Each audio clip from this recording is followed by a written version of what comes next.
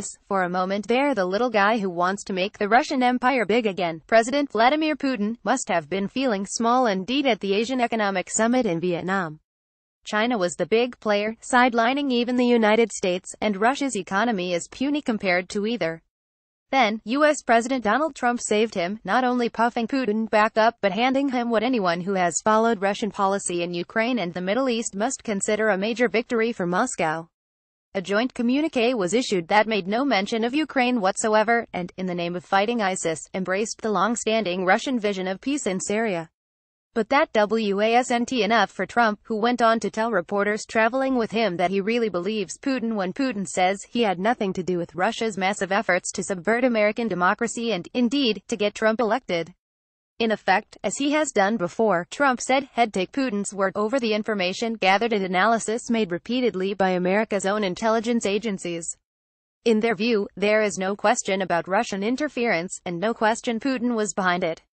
The only question has been whether Trump or people in his campaign were complicit with the conspiracy, and that is the subject of the ongoing investigation led by Special Counsel Robert Mueller.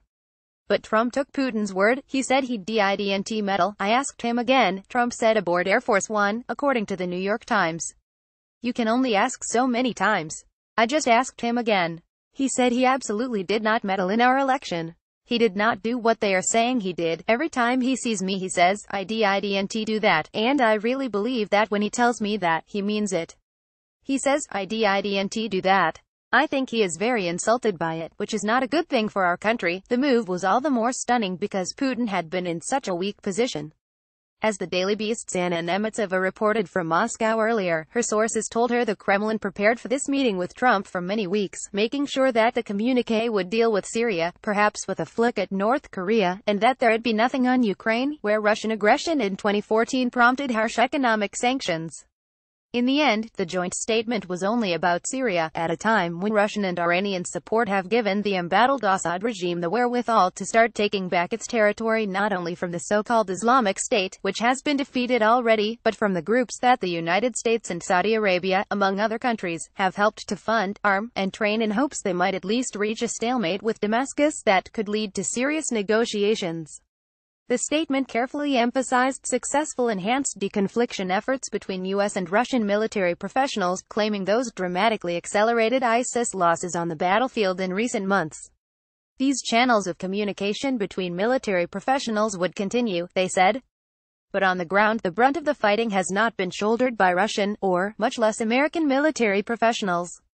The ground forces on the Syrian and Russian side of the conflict have been led by Iranian-backed and trained militias, including and especially Hezbollah, long deemed a terrorist organization by the United States and, especially and vehemently, by President Trump.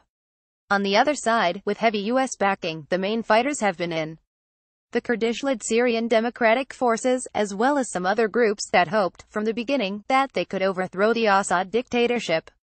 You are now subscribed to the Daily Digest and Cheat Sheet. We will not share your email with anyone for any reason.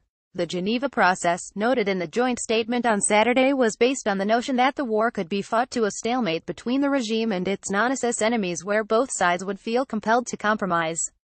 That is no longer the case.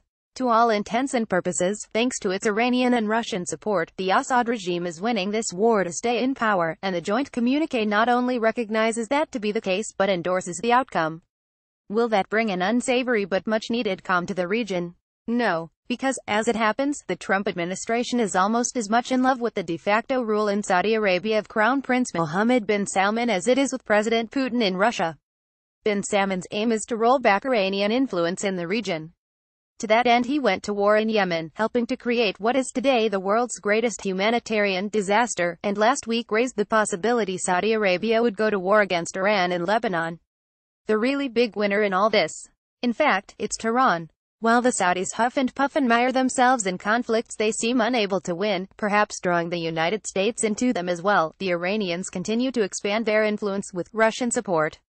As Vladimir van Wilgenberg reports from the Syria-Iraq border, once straddled by ISIS, but now cleansed of its fighters, the way has been opened for Iran to do precisely what Saudi Arabia and Jordan feared: open a land corridor through Iraq and Syria all the way to Lebanon.